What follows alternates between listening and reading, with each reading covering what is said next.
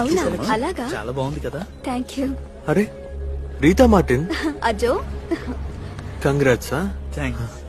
ఇంతకు ముందే పరిచయం ఉందా? అందరం ఒకే కాలేజ్. అలాగా ఆహా నీ కాలేజేనా? కానీ తను చదివి పాస్ అయ్యి చాలా కాలమైందే. ఇంకా నువ్వు ఎన్ని సబ్జెక్టులు పాస్ అవ్వాలి? వాడికి ఏం జ్ఞాపకం ఉంటుంది? 6. తను చదువుకుంటున్న రోజుల్లో బలాదూరు తిరగకుండా బాగా చదువుకుని పాస్ అయింది.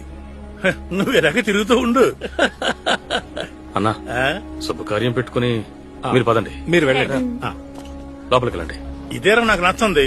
చెప్పాలనుకున్న దాన్ని అప్పుడే చెప్పేయాలి. చుట్టూ ఎంతమంది ఉన్నా సరే చెప్పేయాలి. అలా చెప్పి పరువు తీస్తేనే ఇలాంటి వాళ్ళు బాగుపడతారు. వీడినని ఏం ప్రయోజనం లే. వీడు ఇలా తయారవడానికి నువ్వే కదా కారణం. హ్మ్. మీరు మీ అబ్బాయి గురించి మాత్రం మాట్లాడితే బాగుంటుంది పెద్ద నాన్న. అజో ఏంట్రా మర్యాద లేకుండా మాట్లాడుతున్నావు? మీరు నాకు మర్యాద ఇస్తేనే నేను మీకు మర్యాద ఇస్తాను. సారీ చెప్పరా. మీ నాన్న కూడా అన్నతో ఈ విధంగా ఎప్పుడు మాట్లాడలేదు. సారీ చెప్పరా. సారీ చెప్పరా. సారీ.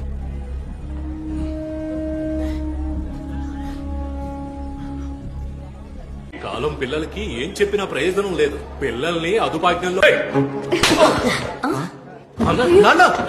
నువ్వెవరా? వాడు ఏమన్నాడో విన్నావుగా. వాడు అన్న దాంట్లో తప్పే ఉంది. ఎవరి పని వాడు చూసుకుంటే చాలు. అలా అయితే నేను ఎప్పుడో కూర్చుండాలి కదరా. నాన్న వద్దు నాన్న. అయినా నా కొడుకుని కొట్టే హక్కు నీకెక్కడుందిరా? రేయ్, నీ గురించి ఆలోచించి ఆలోచించి నాన్న త్వరగా వెళ్ళిపోయారు తెలుసా. ఆ తర్వాత నాన్న పెట్టుకున్న షాప్ నేనే నీకు ఇచ్చాను. దాంతోనే నువ్వు బతుకుతున్నావు. అలాంటి నువ్వు నా కొడుకుని తక్కువ చేసి మాట్లాడతావా?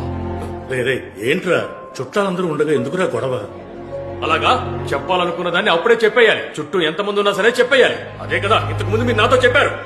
అందుకే ఇది ఇప్పుడు చెప్తేనే కరెక్ట్ గా ఉంటుంది. నలుగురు ముందు చెప్తేనే వీడికి బుద్ధి వస్తుంది. ఉద్యోగం సద్యోగం లేకుండా బేవర్స్ గా తిరుగుతున్నాడు. వీడికి సపోర్ట్ చేస్తున్నావు. నీకు సిగ్గుగా లేదంట్రా? నాన్న ఇప్పుడు నీ వయసు ఎంత? నీ వయసు ఎంతో చెప్పరా. 26. వీడి వయసులో మీరేం చేస్తుండేవారు? ఏమీ చేసేవారు కాదు. సిగ్గు గురించి మాట్లాడారు కదా. కోళికోడ్లో పక్కింట్లో ఒక అమ్మాయితో మిమ్మల్ని చూసి కట్టి పడేసినప్పుడు ఆ రోజు మన నాన్న పడిన బాధలో 1000వ వంతు కూడా వీడి వల్ల నేను ఎప్పుడు అనుభవించలేదు.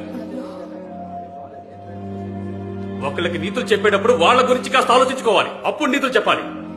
నా కొడుకు ఎలా బతకాలో వాడికి తెలుసు. వాడికి ఎవరో నీతులు చెప్పక్కర్లేదు.